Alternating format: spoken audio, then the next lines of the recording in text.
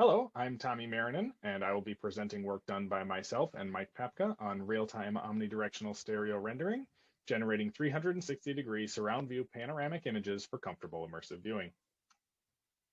Omnidirectional stereo images capture all possible view directions, and because of this, there is no single left-right direction to use for stereo offset.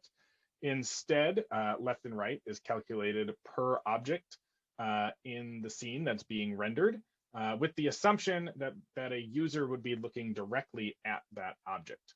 What this means is that objects that are in your focal region have really good stereo effects, but objects in the periphery might have some stereo artifacting. This can actually lead to binocular misalignment, where your eyes cannot fuse the two images together because those artifacts become severe near the poles, and this can cause visual fatigue and discomfort. This is seen on the image on the right. This is an anaglyph stereo 3D rendering of an omnidirectional stereo image. You can see the North Pole in the middle there. In this image, the left eye is shown with cyan and the right eye with red. But as you can see, the various points being pointed out here, the cyan isn't directly to the left of the red. It's either a little bit up or down, or even in that top one, completely reversed. One technique that can help this is pole merging. This is a reduction in interocular distance near the poles, and this can lead to a trade-off kind of between our stereo depth perception in the focal region and the binocular misalignment experienced in the periphery.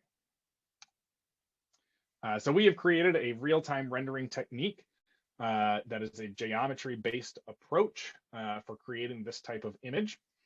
One big problem with doing this in a geometry-based approach is that straight edges may need to be rendered as curves in our final omnidirectional stereo image. And to solve this, we have developed a dynamic tessellation technique that can break those straight edges into many more straight edges that will nicely approximate that curve.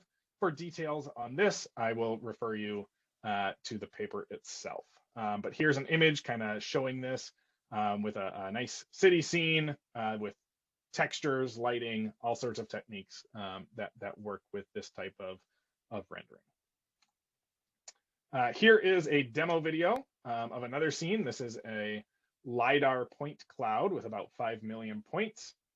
Here is the omnidirectional stereo image, just a monoscopic version for this demo video, but you can see a user controlling it. This is now the full 360 image, and again, back to kind of being able to look around the scene.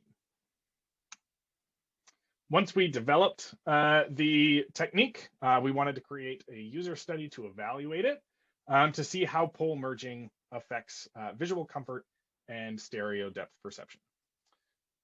For this, we created an image set of both of those scenes, the kind of the city scene with that car and the LiDAR point cloud set, where we started pole merging, so starting reducing that interocular distance 0 degrees away from the pole, which means no pole merging at all. And then in 15-degree increments all the way up to 90, which is starting the pole merging at the equator. Our users did 2 tasks. The first task was to view one image at a time and qualitatively rate their stereo depth perception when comparing it to a monoscopic version, and also to qualitatively rate their visual comfort. And in both of these questions, they were being directed to look at specific targets to ensure that they were, looking near the poles or at specific objects where stereo depth would be an important cue. The second task, they were looking at the same images, but could now dynamically switch between all the images. And they were asked to select the image that they found most comfortable to view while still maintaining high quality stereo depth. The results from our user study were promising. They showed that the comfort that users experienced when viewing these in an immersive head-mounted display greatly increased with pole merging. Here you can see at about 45 or 60 degrees, when that's where the pole merging started, that the comfort level went from uncomfortable or very uncomfortable up towards comfortable or very comfortable.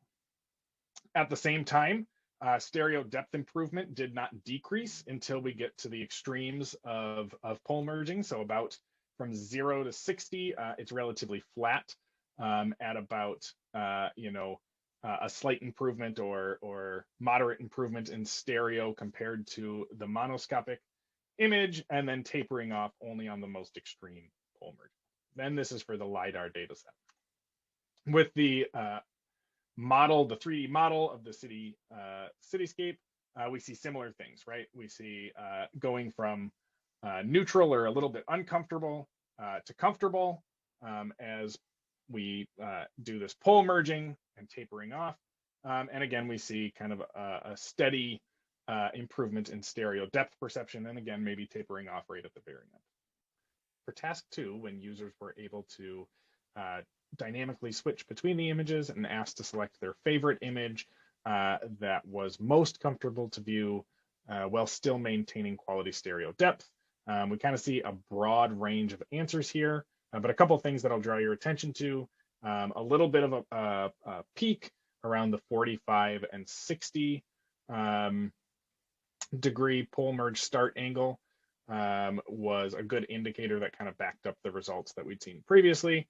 One thing that kind of stood out here, though, was just how many actually selected the pole merging starting at 90. That's starting pole merging at the equator. While we did see a tapering off of stereo depth improvement when looking at the images individually, this does show us that even starting at 90 degrees, the participants didn't feel that their stereo was too negatively impacted. Okay, thank you for watching.